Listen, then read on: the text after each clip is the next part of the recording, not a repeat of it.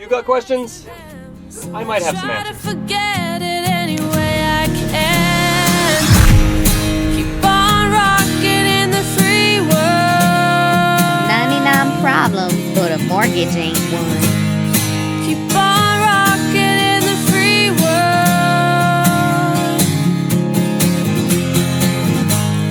Keep on rocking in the free world.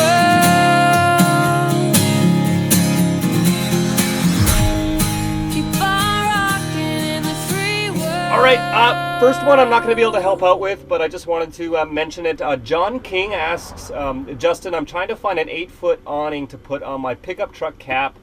I can't seem to find anything. Do you have any idea where I could look for an 8-foot awning? Thanks. Love the videos. Keep on rocking. Couldn't tell you, man. I don't have any secret sources of awnings, but I'll tell you this. When I look for something like that, I would just go to Craigslist and try to find a couple $100 old tent trailer or something that has an awning on it. Just buy the whole thing and take off what you need. That's probably the cheapest way, because it could cost well over $1,000 to get one custom made. I'm covered in paint. I was doing some painting. I'll show you guys later what that was all about.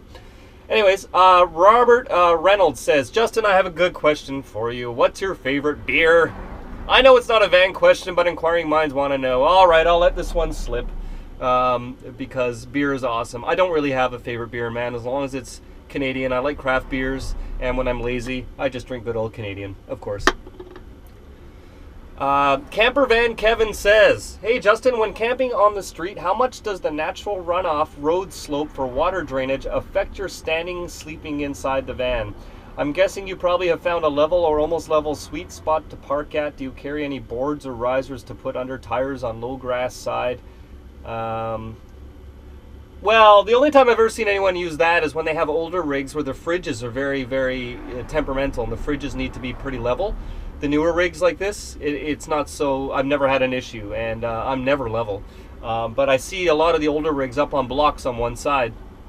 But you've got to be really careful with that where you do that. You don't want blocks under your tires when you're on city streets. This has air shocks on it, so I can raise up one side if I need to. But I've never been off level enough to worry about it. And if I'm really off level, I actually just shut off my fridge.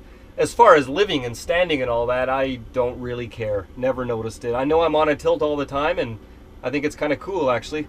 I just don't notice it at all. Obviously, I'm not parking on a hill like this where I roll out of bed, or if I'm parked that way. You know. Mark Redmond says, great vids.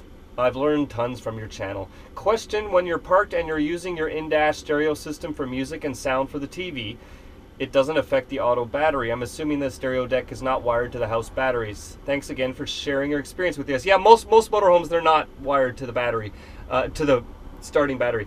In the case of the Explorer, it's just like most other motorhomes, except this actually has a switch on the dashboard to switch to and from the engine and the house batteries. I just leave it on the house batteries all the time because my stereo is on almost 24 hours a day. I even fall asleep with it on a lot of the time.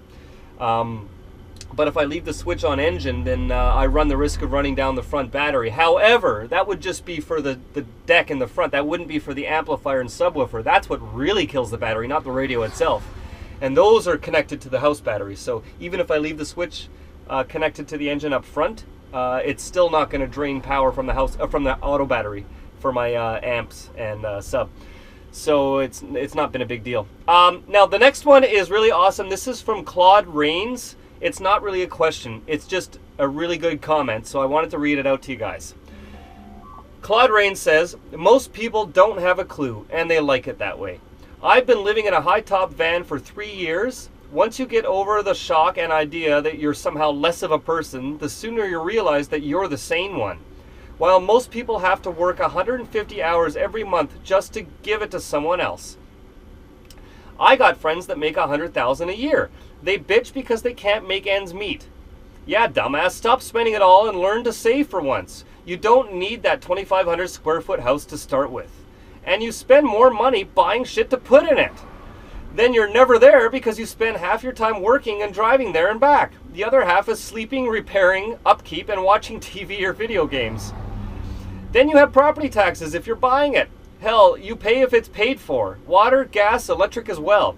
I'm self-reliant. I could put my backpack on and walk off into the woods. Inside 30 days, I would have a permanent shelter, water, food, and never know the economy went to shit. Those my friends, are words to live by. 2 thumbs up for that. All right, guys, drop your questions below. I'll hit you up on the next video. Keep on rocking in the free world. Hey, so what do you think of van life? Van life's fucking awesome. Styrofoam boxes fully